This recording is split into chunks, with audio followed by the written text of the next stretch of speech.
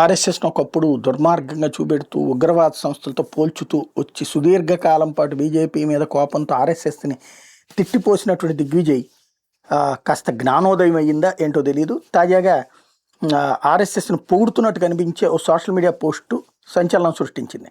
ఆయన ఫోటో మీద చేసిన కామెంట్ కూడా పెను చర్చకి దారితీసింది. 1990 దశకానికి చెందిన ప్రధాని నరేంద్ర మోడీ ఫోటోను దిగ్విజయ్ సింగ్ తన ఎక్స్ అకౌంట్లో పోస్ట్ చేసుకొచ్చారు. బీజేపీతో పాటు ఆర్ఎస్ఎస్ను కూడా దిగ్విజయ్ తన పోస్టులో అభినందించారు.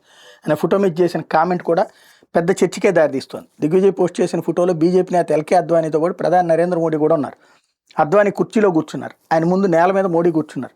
బ్లాక్ అండ్ వైట్లో ఉన్న ఫోటోను దిగ్విజయ్ ట్వీట్ చేశారు. ఆ ఫోటోను కోరా సైట్లో కనుగొన్నానని, చాలా ఆసక్తికరంగా ఫోటో ఉందని, అట్టడుగు స్థాయిలో పనిచేసే ఆర్ఎస్ఎస్ కార్యకర్తలు, జనసంఘ నేతలు ఫోటోలో ఉన్నారని, నేలపై కూర్చున్న వ్యక్తి ముఖ్యమంత్రి, ప్రధానమంత్రి అయినట్టు పేర్కొన్నారు, గుర్తు చేశారు.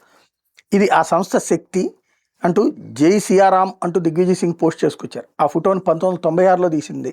గుజరాత్ ముఖ్యమంత్రిగా శంకర్ సింగ్ వాఘేలా ప్రమాణ స్వీకారం చేస్తున్న సమయంలో ఆ ఫోటో తీసిందనమాట.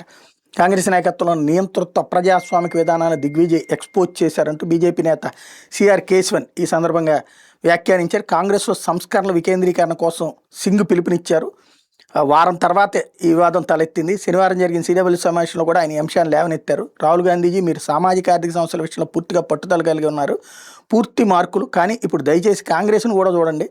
ఈసీఐకి సంస్కరణలు అవసరమైనట్టే భారత జాతీయ కాంగ్రెస్ కూడా అంతే అవసరం అంటూ డిసెంబర్ 19న ఎక్స్లో ఓ పోస్ట్ చేయడం అనేది ఒకటి సంచలనం. అయితే మీరు ఆర్గనైజేషన్ శ్రీజన్తో ప్రారంభించారు, కానీ మాకు మరింత ఆచరణాత్మకమైన వికేంద్రీకృత పనితీరు అవసరం. మీరు దీన్ని చేయగలరని నాకు తెలుసు, కాబట్టి మీరు దీన్ని చేస్తారని నేను ఖచ్చితంగా అనుకుంటున్నాను. ఓ సమస్య ఏంటంటే మిమ్మల్ని ఒప్పించడం సులభం కాదు అంటూ సింగ్ అందులో మెన్షన్ చేసుకొచ్చారు.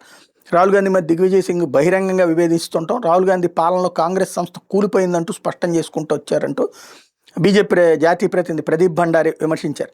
మరోవైపున కాంగ్రెస్ వర్కింగ్ కమిటీలో పార్టీ కేంద్రీకరణ సమస్యను దిగ్విజయ్ సింగ్ లేవనెత్తారట. సోనియా గాంధీ, రాహుల్ గాంధీ, మల్లికార్జున ఖర్గే తదితరులతో సహా పార్టీకి చెందిన సీనియర్ నాయకులందరూ హాజరైన సందర్భంలో మధ్యప్రదేశ్ మాజీ ముఖ్యమంత్రిగా 2 సార్లు పనిచేసిన దిగ్విజయ్ సింగ్ కాంగ్రెస్ పార్టీకి వికేంద్రీకరణ అవసరమని చెప్పడం, పార్టీ రాష్ట్ర స్థాయిలో అధ్యక్షుల్ని నియమిస్తున్నట్టు కూడా అది సక్రమంగా లేదని చెప్పడం అన్నటువంటిది ఇప్పుడు సంచలనం సృష్టించింది.